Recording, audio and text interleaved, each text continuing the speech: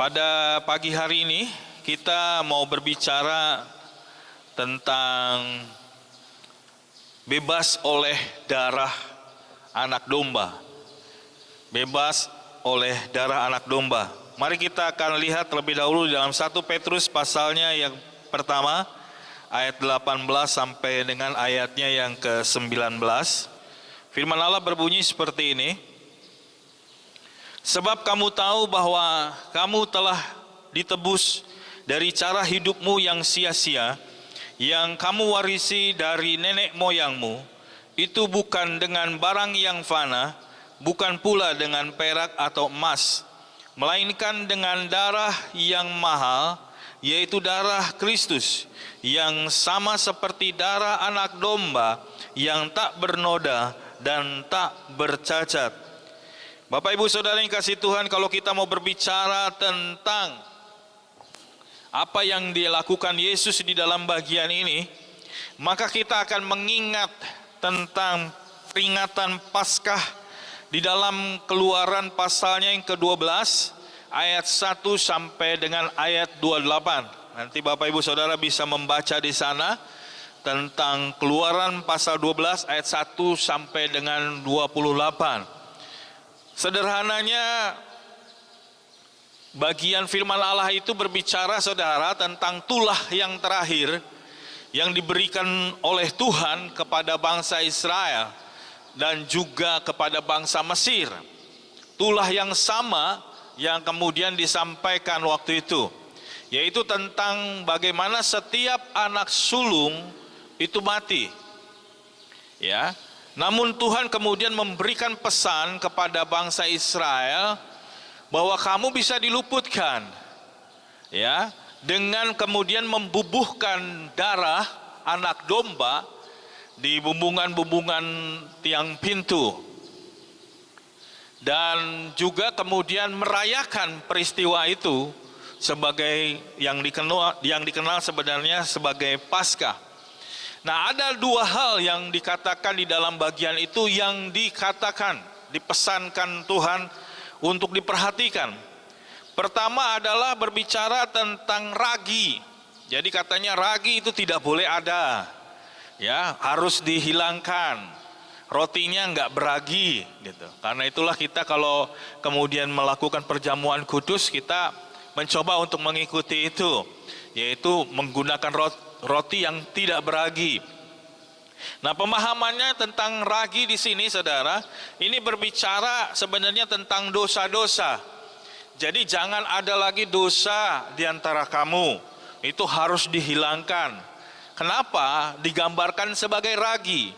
Karena ragi itu kecil, tetapi ragi itu bisa mempengaruhi seluruh adonan, bisa mempengaruhi semuanya. Dan Tuhan berkata nggak boleh itu ada dosa meskipun kecil, sebab dosa itu nanti akan mempengaruhi semuanya. Ya, di dalam Galatia pasalnya yang kelima ayat yang ke-9 dikatakan di sana sedikit ragi sudah mengkamirkan seluruh adonan. Ya, sedikit saja ragi bisa mempengaruhi seluruh adonan. Galatia 5 ayat 13 berkata, saudara-saudara, memang kamu telah dipanggil untuk merdeka, tetapi janganlah kamu mempergunakan kemerdekaan itu sebagai kesempatan untuk kehidupan dalam dosa, melainkan layanilah seorang akan yang lain oleh kasih. Jadi nggak boleh ada sedikit pun dosa, gitu. Nggak boleh ada sedikit pun ragi, ya. Meskipun kita sudah bebas, kita sudah merdeka, nggak boleh ada itu di dalam diri kita. Dosa itu nggak boleh. Sebab itu nanti akan mengkamirkan seluruh adonan. Kehidupan kita yang baik akhirnya menjadi hancur karena dosa itu.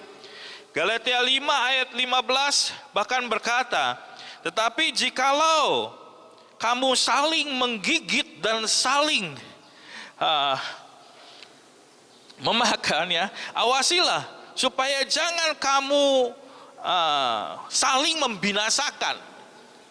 Jadi mungkin ada selisih, mungkin ada masalah, tapi kemudian jangan sampai akhirnya saling membinasakan. Nah, Jadi firman Allah ingin berkata buat kita harus berhati-hati dengan ragi ini. Nah, Tuhan berkata jangan ada dosa. Nah, kepada bangsa Israel waktu itu diingatkan akan hal itu supaya mereka memperhatikan hal seperti ini. Nah, lalu yang kedua yang disampaikan di dalam peristiwa Paskah itu adalah anak domba. Jadi peristiwa Paskah waktu itu berbicara tentang anak domba. Anak domba yang dipersembahkan, yang akhirnya mereka nikmati sama-sama, dan kemudian darahnya dipakai buat sebagai tanda di pintu itu. Nah, Tuhan berkata harus ada anak domba yang dipersembahkan, harus ada darah yang dicurahkan dan ditaruh di tiang-tiang pintu itu. Dan firman Allah berkata nanti Tuhan akan melewati sebagian-bagian kota dan malaikat Tuhan akan melihat tanda itu. Setiap rumah yang menggunakan tanda itu, mereka akan diluputkan dari kematian. Tetapi mereka yang tidak ada tanda di rumahnya itu, mereka akan binasa anak sulungnya. Nah, itulah yang disampaikan oleh pesan Tuhan waktu kisah di Mesir waktu itu, dan itu cukup mengerikan. Ada begitu banyak orang yang meninggal waktu itu karena tidak ada tanda itu. Nah, ketika Tuhan Yesus ada di atas kayu salib, firman Allah berkata tadi bahwa Yesus menjadi anak domba yang dipersembahkan, yang tidak bercacat dan tidak bercela. Dialah yang kemudian menjadi korban bagi kita agar kita bisa diselamatkan. Setiap orang yang melihat kepada Yesus, setiap orang yang memandang kepada Yesus, setiap orang yang membubuhkan darah Yesus di dalam hatinya, di dalam kehidupannya, mereka akan diluputkan dari kematian itu. Nah, ini bukan berbicara bahwa keselamatan itu akan diterima kalau kita mengagumi teladan Yesus. Ada banyak orang mengagumi Yesus karena teladannya yang luar biasa, dan mereka mengakui bahwa Yesus adalah guru yang baik, orang yang baik, dan mereka mengagumi Yesus sebagai pribadi yang baik. Nah, keselamatan tidak akan diterima kalau kita mengagumi Yesus seperti itu. Bahkan keselamatan juga tidak akan kita terima kalau kita hanya sekedar mempelajari tentang firman atau apa yang disampaikan oleh Yesus, tentang pengajaran-pengajaran yang disampaikan oleh Yesus. Ada orang-orang yang bahkan sibuk berdebat mengenai pengajaran-pengajaran ini, dan mereka berpikir bahwa mereka diselamatkan karena itu. Ada yang berpikir kalau mereka berbuat baik, bahwa mereka juga akan diselamatkan. Nah, saudara-saudaraku, keselamatan itu tidak terjadi karena kita hanya sekedar mengagumi pribadi Yesus. Tidak akan terjadi karena kita sekedar mengetahui pengajaran-pengajaran akan Yesus, bahkan memperdebatkannya. Tetapi keselamatan itu hanya akan terjadi saat kita membubuhkan darah Yesus di dalam kehidupan kita, di dalam pribadi kita, membiarkan darah Yesus itu bekerja di dalam hidup kita, dan bahkan kita meyakini dengan iman kita, percaya kepada Yesus Kristus sebagai Tuhan dan Juru Selamat, bahwa ketika kita percaya kepada Dia, maka kita akan diluputkan dari kematian.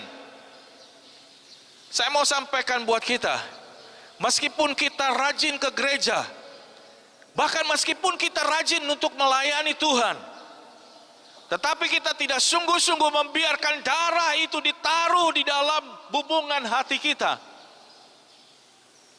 maka keselamatan itu tidak bisa kita terima.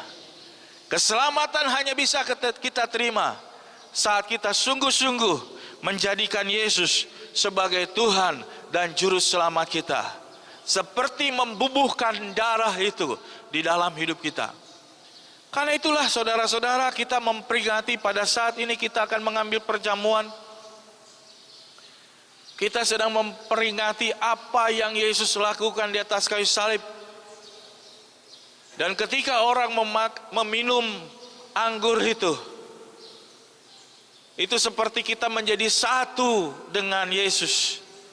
Darah Yesus bersama-sama bersatu dengan kita. Jadi kita tidak boleh mengabaikan perjamuan kudus, saudaraku. Ini bukan sekedar kegiatan agama.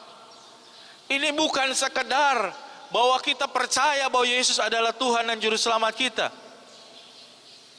Ini bukan karena sekedar kita mengikuti pengajaran-pengajaran yang kita ketahui tentang Yesus. Tetapi ini berbicara tentang bagaimana kita menjadi satu dengan Yesus. Jadi jangan sampai abaikan perjamuan kudus yang harus saudara ikuti. Karena ketika saudara mengambil unsur-unsur perjamuan kudus, kita menjadi satu dengan Yesus di situ. Ada tanda yang Tuhan akan taruh di dalam kehidupan kita. Darah yang akan meluputkan kita dari kecelakaan. Darah yang akan meluputkan kita daripada kematian.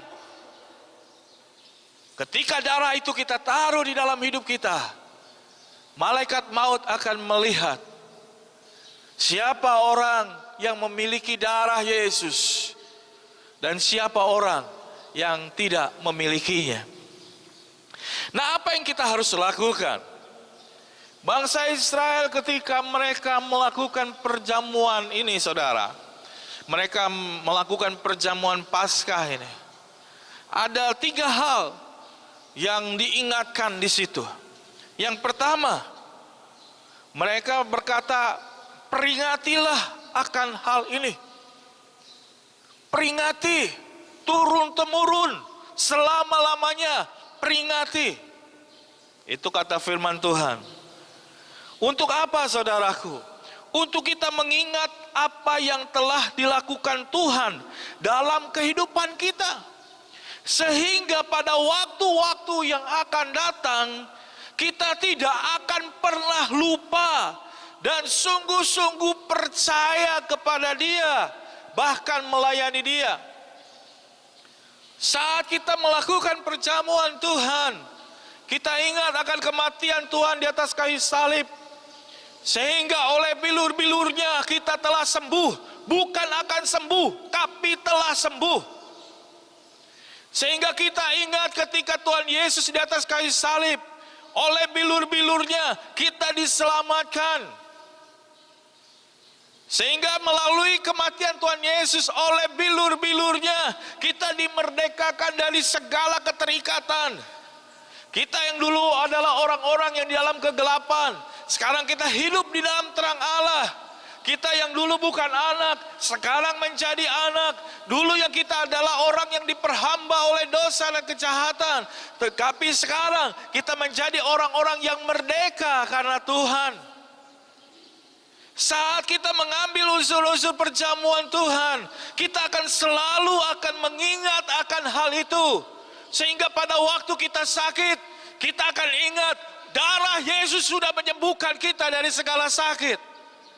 Sehingga ketika kita kekurangan, kita akan ingat bahwa Tuhan sudah membela kita untuk kita mendapatkan kemenangan. Sehingga kita akan mengingat bahwa kita sudah dimerdekakan.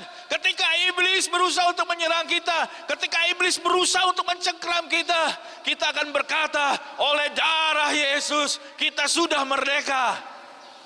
Amin.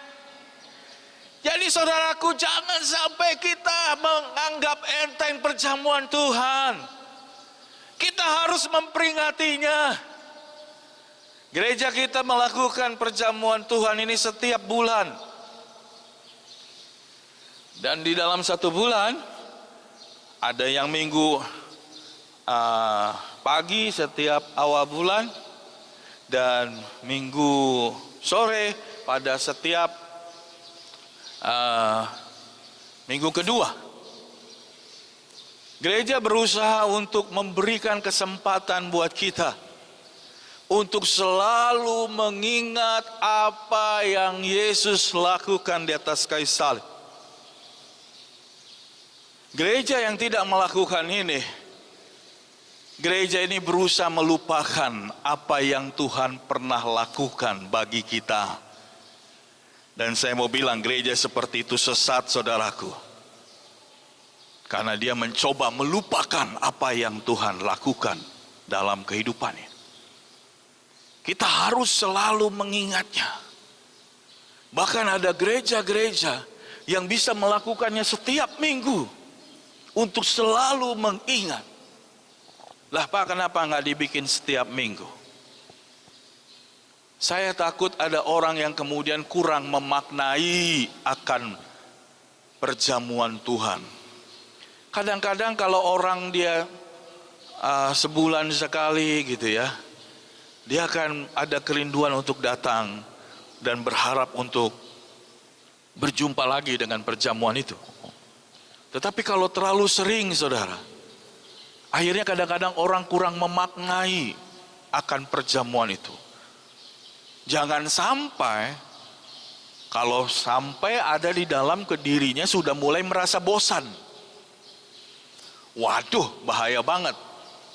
Kalau kita sudah merasa bosan bahkan di situ. Nah, itulah yang dibuat oleh gereja kita. Kenapa kita tidak lakukannya setiap waktu, setiap minggu maksudnya gitu. Ada gereja bahkan setiap doa, dia perjamuan Tuhan kayak begitu. Nah, kami tidak melakukan itu. Kami mau supaya ini adalah kesempatan kita memperingati dengan sungguh-sungguh.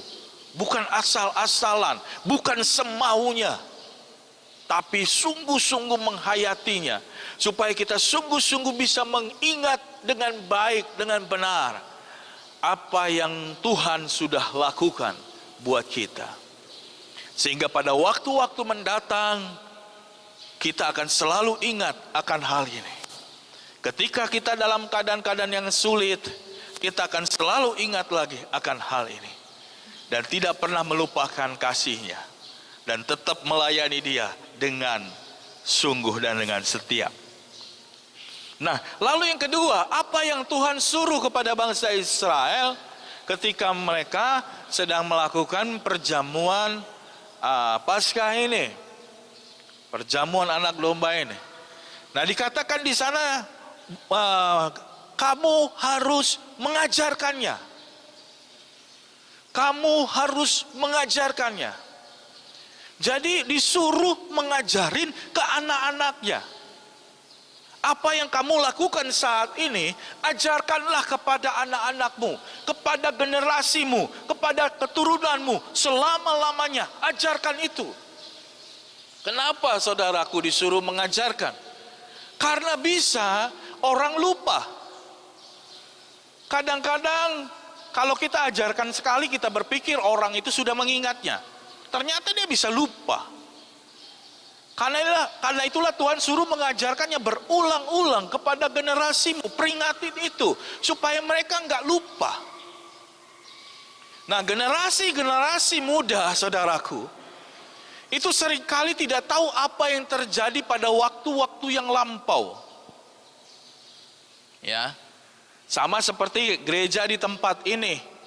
Lalu tiba-tiba ada lagi yang baru datang ke tempat ini. Atau mungkin ada juga anak-anak muda yang bergabung di dalam gereja kita. Mereka mungkin nggak tahu, saudaraku, bagaimana gereja ini dibangun. Mereka mungkin melihat gereja besar, mereka melihat, oh enak ya, oh mereka melihat bagaimana kemudian, oh semuanya diberkati oleh Tuhan. Mereka nggak ingat bagaimana membangun gereja ini, ya.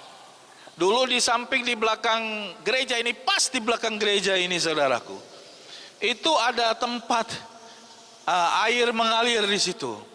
Saya pikir itu dulu mata air. Saya dan istri saya mandinya di situ.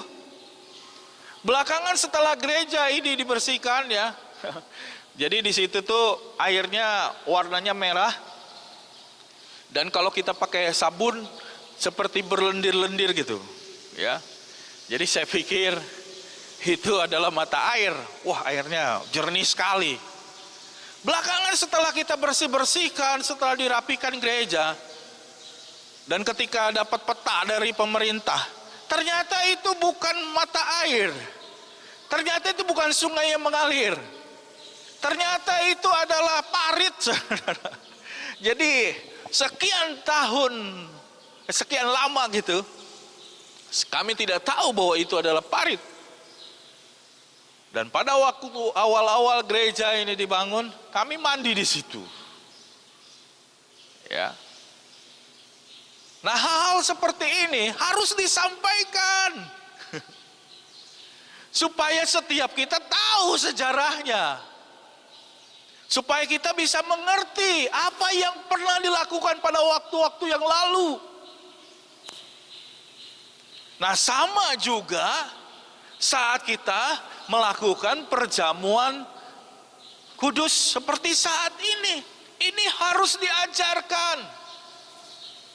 Kalau saudara sudah tahu, ajarkan kepada anak-anak saudara, ajarkan kepada orang-orang yang lain, supaya semua orang tahu kenapa kita melakukan perjamuan Tuhan. Nah, generasi-generasi muda, dia harus mendengar tentang berita ini. Siapa yang harus menyampaikannya? Yang menyampaikannya itu adalah orang-orang yang lebih tua. Kalau kembali lagi tadi kepada sejarah gereja ini, saudara-saudara yang merasa sudah cukup lama di dalam gereja ini, saudara harus sampaikan kepada orang-orang yang muda. Sampaikan kepada orang-orang yang baru saja bergabung di dalam gereja kita. Sampaikan semuanya. Harus seperti itu. Harus diajarkan seperti itu. Sehingga setiap kita tahu posisi kita. Bagaimana kita harus berada.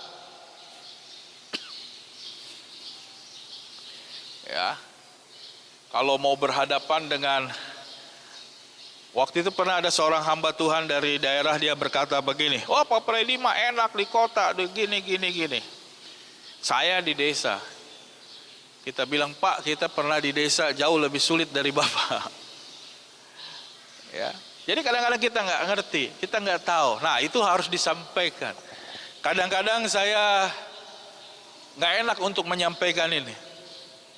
Tetapi memang harus seperti itu. Firman Allah berkata itu harus disampaikan berulang-ulang kali. Waktu istri saya melahirkan anak kami yang pertama, itu namanya Michael. Jemaat di sini baru hanya sekitar beberapa orang saja. Dan kami melahirkan di Bidan Iswati situ. Gak punya uang sepeser juga, saudara. Dan Ibu Susi sedang sakit keras, harus dioperasi. Dan butuh uang sekitar 4.500.000. Bagaimana gereja bisa memberikan itu? Gak bisa. Karena kita masih sedikit. Kita hanya bisa berdoa dan bertanya kepada Tuhan, "Tuhan, kalau Tuhan memang izinkan kami untuk melayani di sini, pasti Tuhan akan cukupkan." Dan kenyataannya, saudara, tiba-tiba besoknya ada orang telepon, "Saya mau telepon kamu jam segini."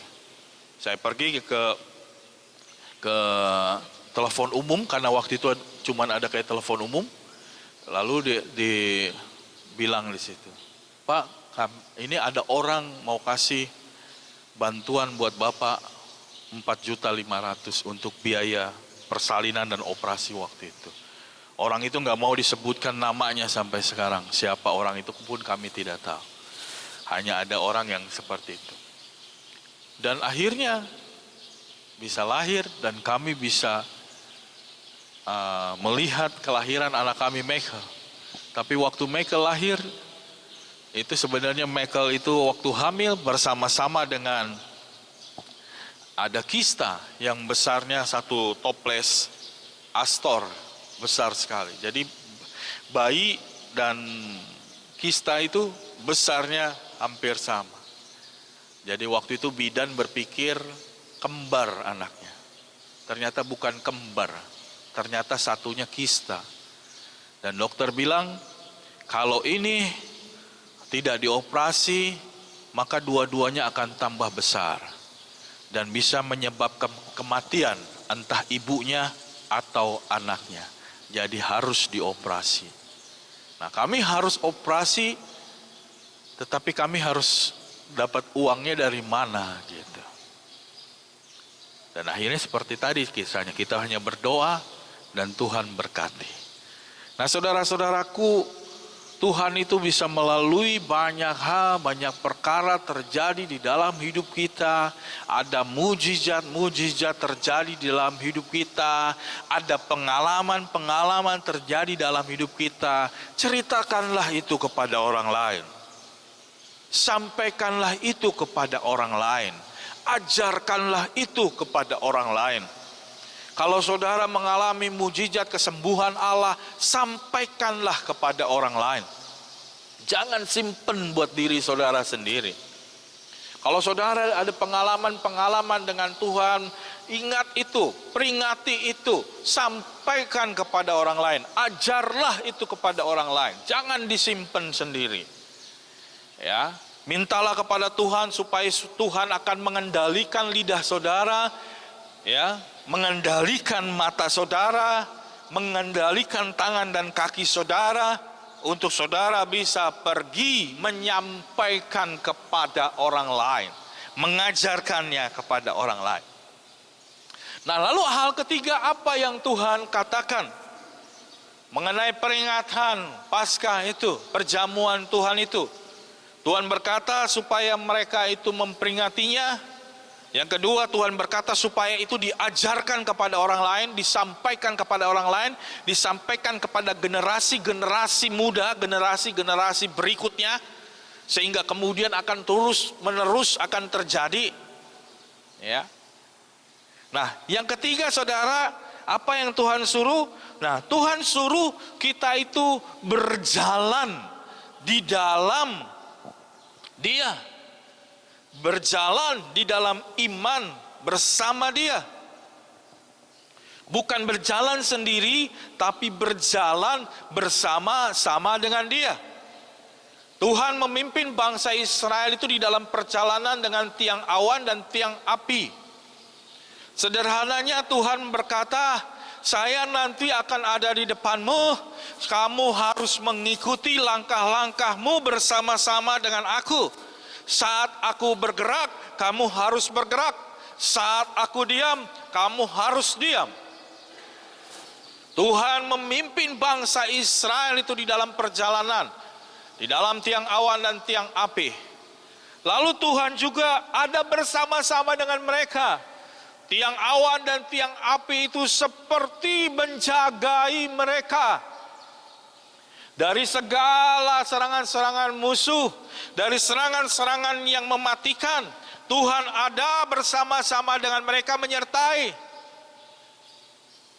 Dan Tuhan memperhatikan bahkan dari jauh pun apa yang sedang terjadi dengan umatnya. Dia selalu mengawasi dan memperhatikan umatnya. Sederhananya kalau mereka ada di dalam tiang awan dan tiang api itu, selama mereka bergerak, berjalan bersama-sama di dalam Tuhan, mereka pasti akan selamat dan dicukupi kehidupannya. Tetapi kalau mereka meninggalkan tiang awan dan tiang api itu, maka kecelakaanlah yang akan mereka terima. Nah, inilah yang disampaikan Tuhan kepada umatnya waktu itu. Kamu gak boleh jalan sendiri. Kamu harus berjalan bersama-sama dengan aku, supaya kamu selamat sampai ke tanah yang aku janjikan kepadamu. Nah, jadi mari kita lakukan hal seperti ini di dalam kehidupan kita. Dan Tuhan sudah memulainya terlebih dahulu, memberikan contoh buat kita, memberikan teladan buat kita. Dia bersama-sama dengan kita untuk mendampingi. Tugas Yesus sekarang diperankan oleh Roh Kudus, ya, yang dalam bahasa Yunani itu artinya Parakletos, ya, penolong ilahi. Itu artinya adalah orang yang berada di samping kita untuk mendampingi kita, pribadi yang ada di samping kita untuk menyertai kita. Itulah yang dilakukan oleh Roh Kudus. Kadang-kadang kita dengar suara Tuhan yang berkata, jangan lakukan itu, jangan lakukan ini, kamu harus begitu, kamu harus begini. Itulah yang Tuhan sedang lakukan buat kita, dalam memimpin kita, untuk membuat kita menjadi lebih baik. Tapi seringkali kita mengeraskan hati kita dan membuat hati nurani kita menjadi tumpul. Kita nggak dengar lagi suara Tuhan. Sebenarnya Tuhan masih berbicara, tetapi telinga kita sudah tuli, mata kita sudah buta, hati kita sudah membeku. Nah, marilah datang kembali kepada Tuhan, supaya kita boleh sungguh-sungguh menjadi orang yang berkemenangan. Di dalam apapun situasi saudaraku, Tuhan bisa membawa kita menjadi orang yang lebih baik. Mari kita sungguh-sungguh ada di dalam Dia. Nah, pada kesempatan pagi hari ini kita akan memperingati perjamuan Tuhan. Jadi ingat, kenapa kita harus memperingati ini? Untuk mengingat kita apa yang Tuhan pernah lakukan dalam hidup kita. Ingat itu. Datanglah terus dalam sikap untuk memperingati itu. Jangan pernah lalaikan perjamuan Tuhan. Kalau saudara nggak sampai bisa datang ke sini, nah saudara minta bikin perjamuan di rumahmu. Kalau kami dulu di gereja, ya kalau dalam situasi sekarang mungkin agak susah. Tetapi kalau kami dulu, kami akan datang ke rumah orang-orang tua. Kadang-kadang orang-orang tua memang gak bisa datang ke gereja. Kita datang ke rumah. Kita bawa perjamuan Tuhan. Dan memimpin perjamuan kudus di situ. Karena ini harus diperingati. Ini bukan sekedar kegiatan. Ini bukan sekedar rutinitas. Ini bukan karena kita adalah orang Kristen, kita bikin perjamuan Tuhan. Bukan. Makna yang luar biasa di situ adalah kita memperingati, ya. Nah, unsurnya bisa mungkin nggak terlalu harus sama persis, tetapi yang penting bagaimana kita memperingatinya, itu yang harus kita perhatikan. Tempatnya juga mungkin nggak harus di gereja kalau kita nggak bisa datang ke gereja, karena kita mungkin orang tua tadi, maka kita di rumah. Nah, kita bisa memperingatinya di rumah. Siapa yang harus melakukannya? Orang yang sudah memahami, yang sudah mengerti tentang konsep ini. Jangan berikan itu kepada binatang. Jangan berikan itu kepada pembantu kita yang belum mengenal Tuhan. Jangan berikan itu ke sembarang orang, ke anak-anak kita yang tidak mengerti. Ajarkanlah mereka. Ajarkanlah orang-orang yang baru di gereja. Ajarkanlah anak-anak rohanimu. Kalau saudara mau anak saudara mengambil perjamuan Tuhan, ajarkanlah kepada dia supaya dia sungguh mengerti kenapa kita harus melakukan perjamuan. Kalau dia sudah mengerti, gak apa-apa, silakan. Ya, karena ini berbicara tentang apa yang Tuhan suruh untuk kita lakukan. Dan berjalanlah bersama-sama dengan Dia. Apapun yang terjadi, situasi bagaimanapun yang terjadi, tetaplah berjalan bersama-sama dengan Tuhan. Amin. Ya, Tuhan pasti akan tolong kita dan Tuhan pasti akan menyertai kita. Puji Tuhan.